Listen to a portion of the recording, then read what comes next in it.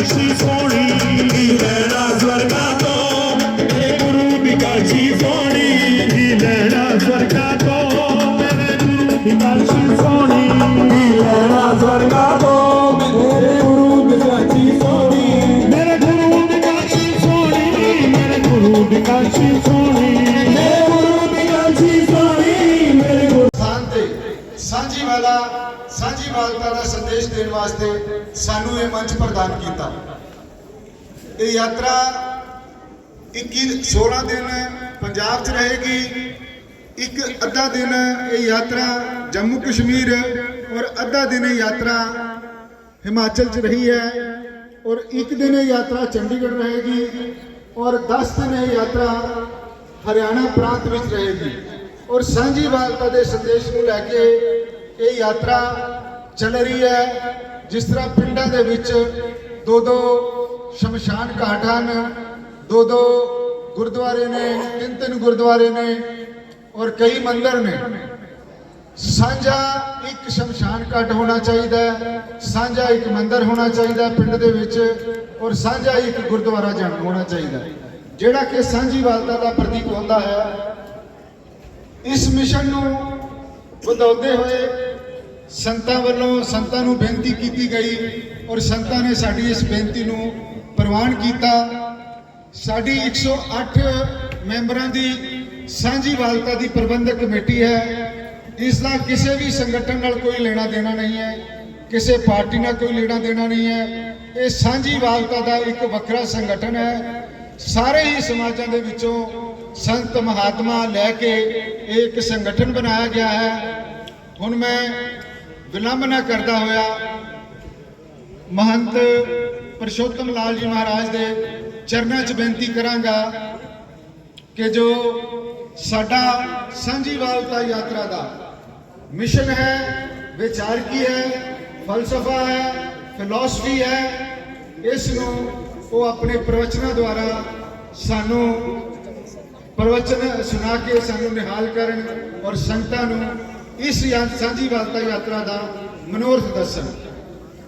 महंत परशोत्तम लाल जी महाराज mic दो जी जल्दी रहे यान की आस तह नर दो जग जाएंगे सत पाखे रविदास ऐसा चाहूं राज में जहाँ मिले सबन को अन्न छोट बड़े सब संबसे रविदास रहे प्रसन्न। सब तो पहला पावन स्थान धन बाबा श्री चंद जी महाराज जिन्हों का पावन धूना इस पावन स्थान से है, उन्होंने महापुरुषों के चरणों दंडवत वंदना और सारे ही भेद भगवान जो स्टेज पर बैठे दंडवत वंदना नमस्कार और सारी संगत को जय गुरुदेव वाहिगुरू जी का खालसा जी फतेह। साझीवालता यात्रा मीरा चली सतगुर के धाम। असी कोई विचार लेके आए हैं इस स्थान से क्योंकि महाराज जी का बड़ा पावन पवित्र स्थान है। मेरे तो पहला जो पाने वाले सानों ने अगे कि कांची बड़ी सोहनी लगती है। कांची तो है ही सोहनी, ये सारी धरती बहुत सोहनी है पर इन्होंने इंसाना ने ना खराब कर दिया, नफरत फैला दी है, नफरत दियां दीवारां खड़ियां कर दित्तियां। छोटा बड़ा गरीब अमीर पता नहीं किन्ने टुकड़ियां के इंसान को वंड दिता है। पर सतगुरु महापुरुषों का जो सुनेहा है ना वो सर्वसांगी आवाज दैन कोई न दिसे 12 जियो एक पिता एक इसके हम 12 असी एक पिता की औलाद हाँ फिर ये वड्डियां क्यों ते छोटा बड़ा क्यों? ये सारी दुनिया का मालिक एक है ਅਕਾਲ ਪੁਰਖ ਇੱਕ ਹੈ, ਫਿਰ ਇੰਨੀਆਂ ਵੰਡੀਆਂ ਪਾ ਕੇ ਇੰਨੀ ਨਫ਼ਰਤ ਫੈਲਾ ਕੇ ਅੱਜ ਇਨਸਾਨ ਤੋਂ ਦੂਰ ਹੋ ਕੇ ਬੈਠਾ ਹੈ। ਕਿ ਆਪਣੇ ਗੁਰੂਆਂ ਨੇ ਸਾਨੂੰ ਇਹ ਸਿੱਖਿਆ ਦਿੱਤੀ ਹੈ ਕਿ ਸਤਿਗੁਰੂ ਰਵਿਦਾਸ ਮਹਾਰਾਜ ਬੇਗਮਪੁਰਾ ਕੱਲਾ ਆਪਣੇ ਸਮਾਜ ਲਈ ਮੰਗਦੇ ਨੇ ਕਿ ਕੁੱਲ ਦੁਨੀਆ ਲਈ ਮੰਗਦੇ ਨੇ? ਆਪ ਦੱਸ ਸਕਦੇ ਹੋ ਕਿਹਦੇ ਲਈ ਮੰਗਦੇ ਨੇ ਮਹਾਰਾਜ ਜੀ? ਹੁਣ ਨਹੀਂ ਬੋਲਦੇ ਬਈ, ਕਿਹਦੇ ਲਈ ਮੰਗਦੇ ਨੇ ਮਹਾਰਾਜ ਜੀ? ਤੇ ਗੁਰੂ ਗ੍ਰੰਥ ਸਾਹਿਬ ਮਹਾਰਾਜ ਸਰਬੱਤ ਦਾ ਭਲਾ ਮੰਗਦਾ ਹੈ, ਕੁੱਲ ਲੁਕਾਈ ਲਈ ਮੰਗਦਾ ਹੈ ਕਿ ਇੱਕ ਸਮਾਜ ਲਈ ਮੰਗਦਾ ਹੈ? ਕੁੱਲ ਲੁਕਾਈ ਲਈ ਮੰਗਦਾ ਹੈ। ਤੇ ਜੇ ਸਾਰਾ ਕੁਝ ਅਕਾਲ ਪੁਰਖ ਸਰਬੱਤ ਦੇ ਭਲੇ ਲਈ ਆਪਾਂ ਕਰਵਾਉਂਦੇ ਆ, ਮਹਾਰਾਜ ਜੀ ਸਾਨੂੰ ਉਹੀ ਰਾਹ ਦਿੰਦੇ ਆ, ਤੇ ਅਸੀਂ ਵੱਖੋ ਵੱਖ ਰਾਹ ਕਿਸ ਤਰ੍ਹਾਂ ਬਣਾਂਗੇ? ਸਾਰੇ ਬੈਠੇ ਨੇ ਮਹਾਂਪੁਰਸ਼ਾਂ ਦੇ ਸਥਾਨ ਤੇ, ਸਾਨੂੰ ਤਾਂ ਮਹਾਂਪੁਰਸ਼ਾਂ ਨੇ ਇੱਕ ਇਹ ਰਸਤਾ ਦਿੱਤਾ ਹੈ ਕਿ ਜਦੋਂ ਗੁਰੂ ਰਾਮਦਾਸ ਮਹਾਰਾਜ ਨੇ ਨਾ ਦਰਬਾਰ ਸਾਹਿਬ ਦੀ ਰਚਨਾ ਰਚੀ ਤੇ ਉਹਦੇ 4 ਦਰਵਾਜ਼ੇ ਰੱਖੇ, 4 ਵਰਨਾਂ ਨੂੰ ਸਾਂਝਾ ਉਪਦੇਸ਼ ਕੀਤਾ, ਰਸਤਾ ਇੱਕ ਰੱਖਿਆ ਕਿ ਜਿੱਥੇ ਆਪਾਂ ਸਤਿਗੁਰਾਂ ਦੇ ਅੱਗੇ ਨਤਮਸਤਕ ਹੁੰਦੇ ਹਾਂ। ਪਰ ਅਸੀਂ ਨਤਮਸਤਕ ਹੁੰਦੇ ਆ ਕਹਿਣਾ ਨਹੀਂ ਮੰਨਦੇ। ਭਗਵਾਨ ਰਾਮ ਨੂੰ ਮੰਨਦੇ ਨੇ ਸਾਰੇ। ਭਗਵਾਨ ਰਾਮ ਦੀ ਕਥਾ ਇਹ ਸਾਰੇ ਸੰਸਾਰ ਤੋਂ ਜਾਣੂ ਹੋਏ ਨੇ, ਇਹ ਕਿਹਨਾਂ ਦੀ ਕਿਰਪਾ ਨਾਲ ਹੋਏ ਨੇ? ਭਗਵਾਨ ਵਾਲਮੀਕੀ ਮਹਾਰਾਜ ਜੀ ਕਰਕੇ। ਤੇ ਸਾਰੀ ਦੁਨੀਆ ਭਗਵਾਨ ਰਾਮ ਨੂੰ ਮੰਨਦੀ ਹੈ ਤੇ ਭਗਵਾਨ ਰਾਮ ਵਾਲਮੀਕੀ ਮਹਾਰਾਜ ਨੂੰ ਮੱਥਾ ਟੇਕਦੇ ਨੇ, ਕਹਿੰਦੇ ਵੱਡੇ ਹੋ ਤੁਸੀਂ। ਉਹਨਾਂ ਦੇ ਜੀਵਨ ਤੋਂ ਵੀ ਪਹਿਲਾਂ ਕਥਾ ਲਿਖ ਦਿੱਤੀ ਗਈ, ਉਹਨਾਂ ਦਾ ਸਾਰਾ ਜੀਵਨ ਦਾ ਸਾਰਾਂਸ਼ ਲਿਖ ਦਿੱਤਾ ਗਿਆ। ਭਗਵਾਨ ਕ੍ਰਿਸ਼ਨ ਨੂੰ ਸਾਰੀ ਦੁਨੀਆ ਮੰਨਦੀ ਹੈ, ਸਪਤਾਹ ਕਥਾ ਕਰਦੀ ਹੈ, ਹਰ ਪਿੰਡ ਹਰ ਸ਼ਹਿਰ ਵਿੱਚ ਕਥਾ ਹੁੰਦੀ ਹੈ। ਪਰ ਭਗਵਾਨ ਵਾਲਮੀਕ ਮਹਾਰਾਜ ਨੂੰ ਭਗਵਾਨ ਕ੍ਰਿਸ਼ਨ ਦੀ ਪਾਡਵਾਂ ਦੇ ਜੱਗ 'ਚ ਬੁਲਾਉਂਦੇ ਨੇ ਤੇ ਉਹਨਾਂ ਦੀ ਆਰਾਧਨਾ ਕਰਾਉਂਦੇ ਨੇ। ਇਹਦਾ ਮਤਲਬ ਉਸ ਵੇਲੇ ਕਿ ਜਾਤ ਪਾਤ ਨਹੀਂ ਹੈ, ਕਿ ਜਾਤ ਪਾਤ ਜਿਹੜੀ ਹੈ ਇਹ ਕਿਉਂ ਪੈਦਾ ਹੋ ਗਈ, ਇਹ ਕਿਹਨੇ ਬਣਾਈ ਹੈ? ਮੈਂ ਇੱਕ ਛੋਟੀ ਜਿਹੀ ਕਥਾ ਕਹਿ ਕੇ ਸਮਾਪਨ ਕਰਾਂਗਾ। ਸਤਿਗੁਰੂ ਰਵਿਦਾਸ ਮਹਾਰਾਜ ਜੀ ਬਾਣੀ 'ਚ ਫਰਮਾਨ ਕਰਦੇ ਆ, ਪੁੱਤਰ ਕਹਿੰਦੇ ਰਹਿਣਾ ਕਿੱਦਾਂ ਚਾਹੀਦਾ ਹੈ, ਸਾਨੂੰ ਕਿਸ ਤਰ੍ਹਾਂ ਰਹਿਣਾ ਚਾਹੀਦਾ ਹੈ? ਪਰ ਕਹਿੰਦੇ ਸਤ ਸੰਗਤ ਵਿੱਚ ਰਹੀਏ ਮਾਧੋ ਜੈਸੇ ਮਧੁਬਨ ਮੱਖੀਰਾ। ਉਹਨੇ ਮਧੂ ਮੱਖੀਆਂ ਦੀ ਉਦਾਹਰਣ ਦੇ ਕੇ ਸਮਝਾਇਆ ਹੈ। ਕਈ ਵੇਲੇ ਨਾ ਜਦੋਂ ਮੈਂ ਨਹੀਂ ਇੰਨੀ ਬਹੁਤ ਹੁੰਦੀ ਨਾ ਇਨਸਾਨ ਨੂੰ, ਮੈਂ ਕਹਿਣਾ ਮਹਾਰਾਜ ਜੀ ਇਹਦਾ ਮਤਲਬ ਕੀ ਹੈ? ਇਹ ਮਹਾਂਪੁਰਸ਼ਾਂ ਨੇ ਕਹਿਣਾ ਕੋਈ ਨਹੀਂ, ਤੈਨੂੰ ਸਮਝ ਲੱਗ ਜਾਣੀ ਹੈ। ਮੈਂ ਬੜੀ ਵਾਰ ਪੁੱਛਣਾ ਤੇ ਇੱਕ ਵਾਰੀ ਮਹਾਰਾਜ ਕਿਤੇ ਮੌਜ ਵਿੱਚ ਸੀ, ਕਹਿੰਦੇ ਉੱਥੇ ਇਸ ਨਾ ਮਧੂ ਮੱਖੀਆਂ ਦੇ ਛੱਤੇ 'ਚ ਬੜੀ ਵੱਡੀ ਗੱਲ ਹੈ ਇੱਕ, ਇਹ ਸਾਰਾ ਛੱਤਾ ਇੱਕ ਰਾਣੀ ਮੱਖੀ ਚਲਾਉਂਦੀ ਹੈ। ਕੌਣ ਚਲਾਉਂਦੀ ਹੈ? ਰਾਣੀ ਮੱਖੀ ਇੱਕ। ਤੇ ਸਾਰੀ ਦੁਨੀਆ ਨੂੰ ਕੌਣ ਚਲਾਉਂਦਾ ਹੈ?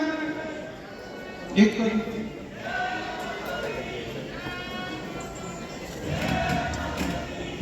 ਮੈਂ ਬੇਨਤੀ ਕਰਾਂਗਾ ਕਹਿੰਦੇ ਇਹਦਾ ਰੱਬ ਨਾਲ ਜੋੜਨਾ ਚਾਹੀਦਾ ਜੈਕਾਰੇ ਨਾ ਲਾਏ ਜਾਣ। ਹੈ ਬਈ, ਸੰਤ ਪ੍ਰਵਚਨ ਕਰ ਰਹੇ ਹਨ, ਬਹੁਤ ਸ਼ਾਂਤੀ ਨਾਲ ਆਇਆ ਜਾਵੇ। ਜੈਕਾਰਿਆਂ ਦਾ ਬੇਨਤੀ ਹੈ ਸਟੇਜ ਤੋਂ ਕਿ ਜੈਕਾਰੇ ਨਾ ਲਾਏ ਜਾਣ। ਸੰਤ ਪ੍ਰਵਚਨ ਚੱਲ ਰਹੇ ਹਨ, ਜੈਕਾਰੇ ਨਾ ਲਾਏ ਜਾਣ। ਸ਼ਾਂਤੀ ਨਾਲ ਆ ਕੇ ਬੈਠ ਜਾਵੇ, ਜੈਕਾਰੇ ਨਾ ਲਾਏ ਜਾਣ। ਮਹਾਰਾਜ ਜੀ ਤੁਸੀਂ ਜਾਰੀ ਰੱਖੋ। ਸਤਨਾਮ ਜੀ ਸਤਨਾਮ।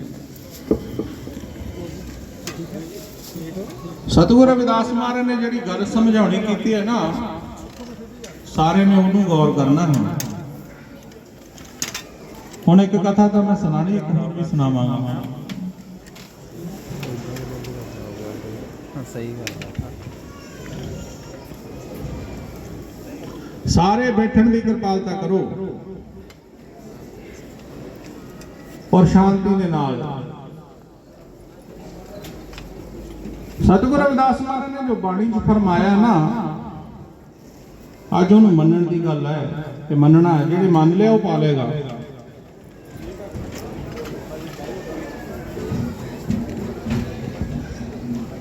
ਜਿਹੜਾ ਮੰਨ ਲਏਗਾ ਉਹ ਪਾ ਲਏਗਾ।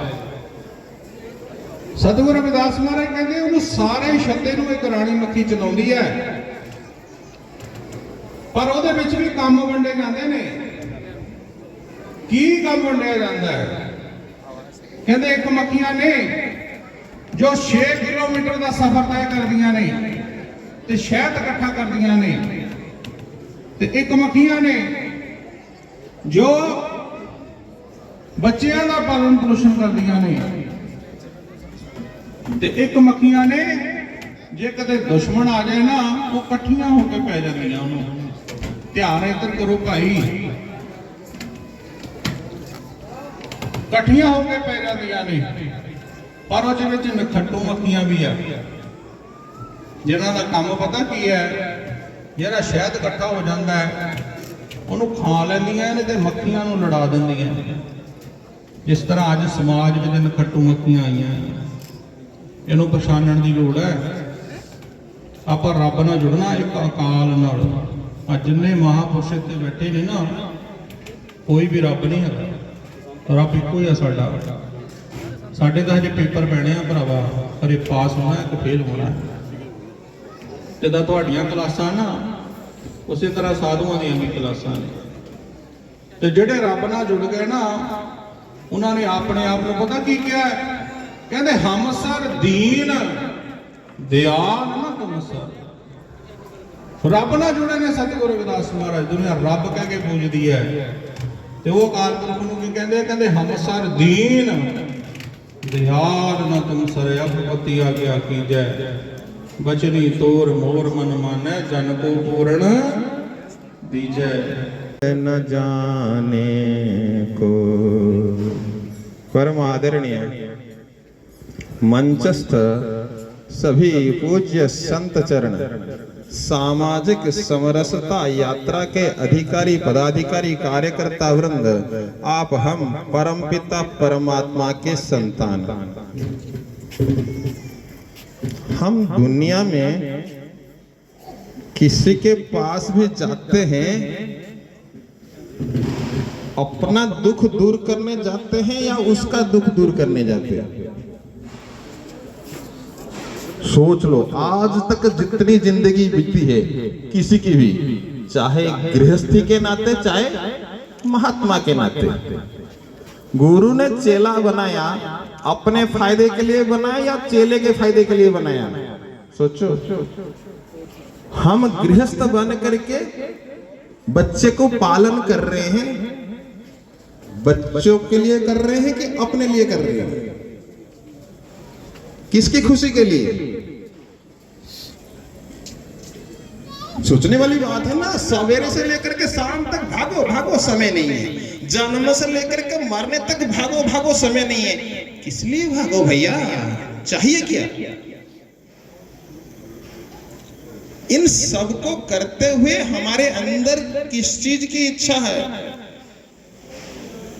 दूसरे को सुख देने की इच्छा है या दूसरे से सुख पाने की इच्छा है?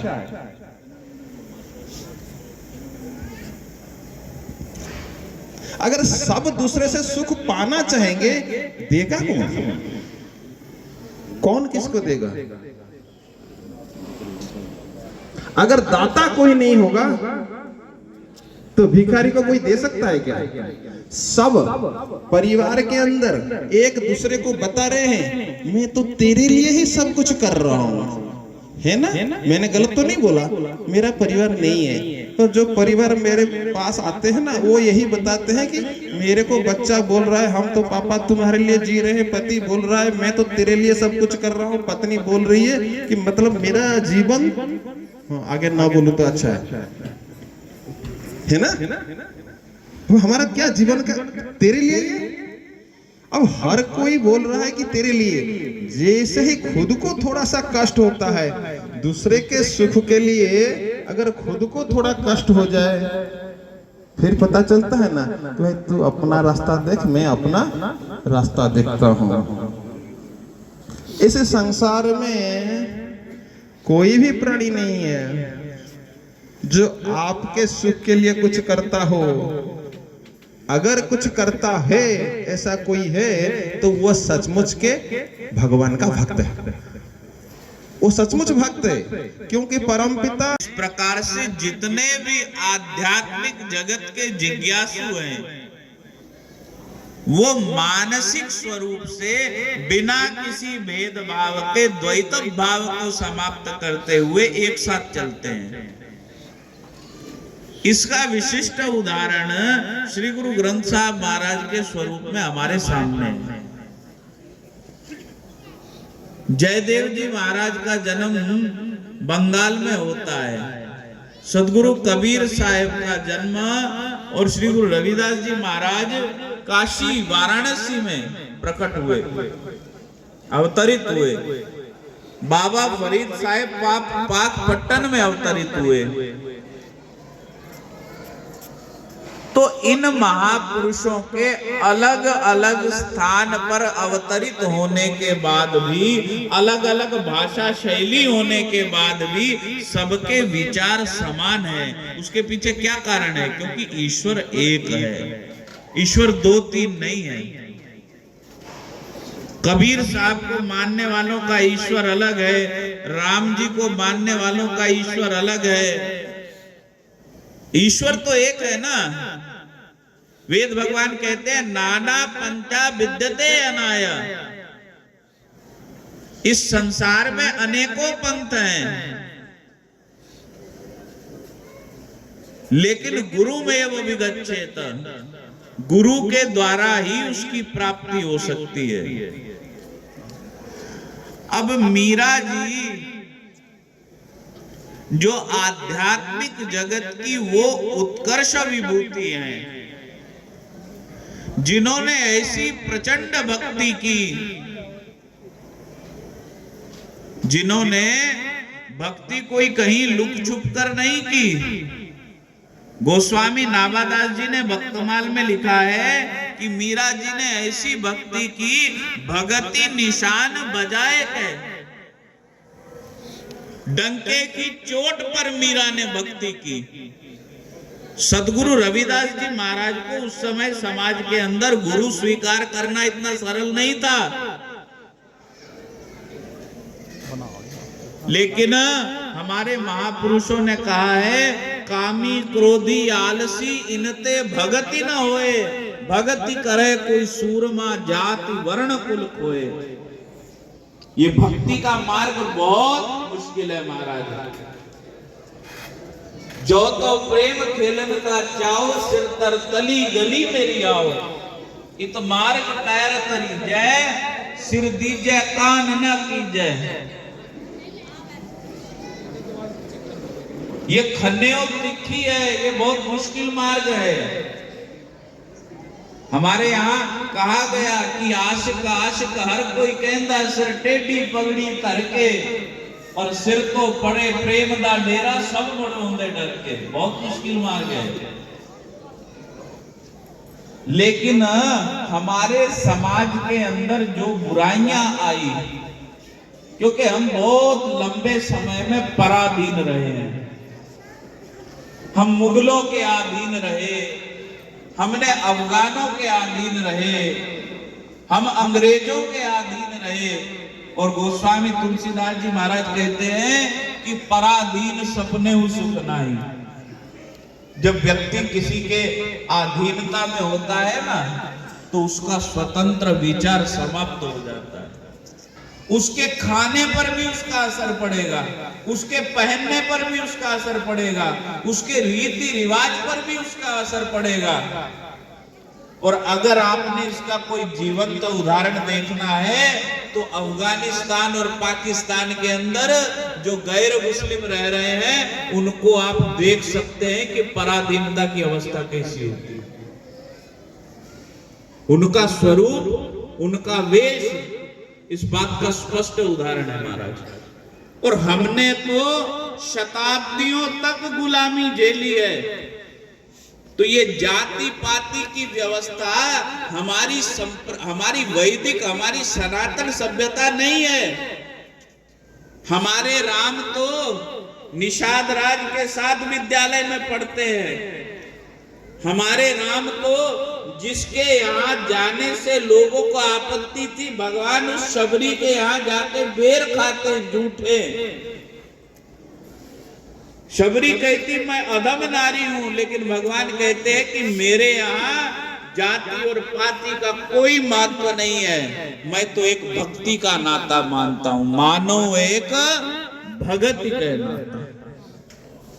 तो ये हमारे अंदर समस्याएं आई कहां से? ये सब समस्याएं गुलामी के कालखंड में शुरू हुई। हमारे यहाँ वर्ण व्यवस्था जन्म से नहीं थी, कर्म से थी। अब किसी ब्राह्मण का पुत्र सेना में है तो वो क्षत्रिय है, और किसी राजपूत का पुत्र यदि व्यापार कर रहा है तो वो व्यापारी है। तो ये जन्म से कुरीतियां, वर्ण व्यवस्था जन्म से नहीं थी, हमारे यहाँ कर्म से थी, और कालांतर में इसका स्वरूप बिगड़ता गया। जैसे बाल विवाह, सती प्रथा हमारे अंदर तो थी नहीं, हमारी सनातन संस्कृति में वैदिक वाङ्मय में कहीं नहीं मिलता। अब बताओ, दशरथ जी की मृत्यु हुई, क्या कौशल्या कैकेयी आदि में सती हुई? क्या वो नहीं हुई? बाल विवाह कहाँ हुए? राम जी के विवाह का वर्णन है, शंकर जी के विवाह का वर्णन है, हमारे पुराणों में अनेक विवाहों के वर्णन है, किसी का बाल्यावस्था में विवाह नहीं हुआ। ये सब गुलामी के कालखंड में शुरू हुआ, गुलामी के कालखंड में। और हमारी उन वीरांगनाओं ने सती होना क्यों स्वीकार किया? क्योंकि युद्ध क्षेत्र में हमारे वीर योद्धा, उनके पति, उनके ससुर, उनके परिवार के सब पुरुषों का जब वीर गति को वो प्राप्त हो गए, तो महिलाओं ने अपने सम्मान के लिए अग्नि में दाह अपने आप को करना स्वीकार किया। ये सब पराधीनता की अवस्था में हमारे अंदर आई कुरीतियां हैं। और ये यात्रा किसी को जगाने की यात्रा है कि भाई अगर किसी समय काल खंड के अंदर हमारे अंदर कोई कुरीतियां आ गई हो, तो आज हमारा भारत स्वतंत्र है। आज हमको उन बुराइयों को त्यागते हुए पुनः उस परम वैभव को प्राप्त करना चाहिए, पुनः उस वैभव को प्राप्त करना चाहिए। और जगतगुरु भगवान रामानंदाचार्य जी ने अलग अलग जाति बिरादरियों से 12 शिष्यों को बना करके इसका एक विशिष्ट उदाहरण प्रदान किया कि जाति पाति को भूलते हुए जो भी हरि की भक्ति करेगा उसको हरि की प्राप्ति होगी, नारायण की प्राप्ति होगी। श्री गुरु ग्रंथ साहब महाराज कहते, जाति अजाति जपै जन सोए, जो जापै तिसकी गत होए। और वर्तमान इस कालखंड के अंदर हमें जरूरत है, जिस प्रकार मीरा ने प्रत्येक कुरीति का विरोध किया। मीरा जी बोलती है कि मुझे सद्गुरु रविदास जी के अंदर पूर्ण गुरु के दर्शन होते हैं। जिस मिलिए मन हुए आनंद, सो सतगुरु कहिए। और मीरा के पति के जाने के बाद जब मीरा को सती करना चाहा उस समाज की व्यवस्था ने, तो मीरा ने क्या कहा? मेरो तो गिरिधर गोपाल, दूसरो ना कोई, जाके सर पर मोर मुकुट है, मेरो पति सोई। सो इस समरसता यात्रा का यही उद्देश्य है कि हम जिन महापुरुषों के प्रति श्रद्धा रखते हैं उनके विचारों को माने भी, उनके विचारों को माने भी। हमारे श्री राम ने बिना किसी भेद के सबको अपनाया है। सद्गुरु रविदास जी महाराज ने मात्र अपने अनुयायियों को या जिस जाति के अंदर उनका जन्म हुआ उनको उपदेश नहीं दिया। श्री गुरु रविदास जी महाराज ने समग्र विश्व को उपदेश दिया। क्या सद्गुरु रविदास जी ने जो बेगमपुरा की संकल्पना की, क्या वो केवल उनके अनुयायियों के लिए था? वो सबके लिए था। ऐसा चाहूं राज में जहां मिले सबन को अन्न, छोट बड़े सब सम बसे, रविदास रहे प्रसन्न। कहां से ये भावना आई? वेद से आई, हमारी संस्कृति से आई। सर्वे भवन्तु सुखिना, वही तो है। नानक नाम चढ़दी कला, तेरे बाणे सर्वत का भला। तो सर्वस्व के भले की कामना हम वैदिक काल से करते आए हैं। सो आज मैं आप सभी से यही प्रार्थना करता हूं कि जिनके प्रति हमारी श्रद्धा हो उनके जीवन का उपदेश हमारे आचरण में उतरना चाहिए। उनके जीवन का उपदेश हमारे आचरण में उतरना चाहिए। हम नाना पंथों के अनुयायी हैं। मेरी निर्मल परंपरा में श्रद्धा है, किसी की उदासीन परंपरा में श्रद्धा है, कोई श्री गुरु रविदास जी महाराज की परंपरा को मानता है। लेकिन हमें आज स्वयं का भी निरीक्षण करने की जरूरत है कि आज तो हमको सब कुछ चाहिए, वैभव चाहिए, सब कुछ चाहिए। लेकिन श्री गुरु रविदास जी महाराज, कबीर साहब कहते जय मार्ग, बोले जिस मार्ग पर मैं गया ना, मैं अकेला ही जा रहा था। जय मार्ग पंडित गए पाछे परी वहीर। यहां पंडित भाव से अर्थ लगाएंगे उस समय के चतुर व्यक्ति। जय मार्ग पंडित गए पाछे परी वहीर, एक अवघट घाटी राम की जय चढ़ रहे हो कबीर। तो कबीर की घाटी हमको चढ़ना है, कबीर की घाटी चढ़ना है। समाज की बुराई को समाप्त करने के लिए हमको समाज के अंदर उतरना पड़ेगा। हम अपने चवर छत्र तख्त त्यागने पड़ेंगे महाराज। यहाँ इस सभा के अंदर जितने महापुरुष बैठे पिछले 12-15 दिनों से चल रहे हैं, सभी अपने अपनी जगह पे पीठाधीश्वर हैं, ठीक है ना। लेकिन समाज के लिए वो समाज के बीच में जा रहे हैं। और मैं आज आपसे प्रार्थना करता हूं कि हम सभी को समाज के अंदर जाना पड़ेगा। श्री गुरु नानक देव जी महाराज ने कहा था कि अगर कीचड़ को समाप्त करना है तो कीचड़ के मध्य जाना पड़ेगा। हमें पता तो चले हमारा समाज किस दुख सुख में रह रहा है। मेरा गुरु नानक भाई लालो के यहाँ जाता था, मलक भागो के यहाँ नहीं। लेकिन आज हम देखते हैं लालो के यहाँ जाने वाले आज आपको बहुत कम मिलेंगे। समाज की दुर्दशा भी इसीलिए है। हम जैसे महात्मा भी पहले सोचते हैं यार इसके यहाँ जाएंगे तो खुद पता नहीं नीचे बैठता है कि ऊपर बैठता है, हमारे जाने से पहले आसन होगा कि नहीं। लेकिन गुरु नानक ऐसा नहीं सोचते थे, गुरु नानक ऐसा नहीं सोचते थे। दुर्योधन भगवान कृष्ण को बोलता है, बोले प्रभु मेरे यहाँ आओ। आप विदुर के यहाँ जा रहे हो, वो क्या, वो तो खुद उसके यहाँ कोई खाने दाने की व्यवस्था नहीं, आपको क्या खिलाएगा। लेकिन भगवान कहते दुर्योधन राजन कौन तुम्हारे आवे, गुरबाणी बोलती है ऐसो भाव विदुर को देखे हो, ओह गरीब मोहे भावे।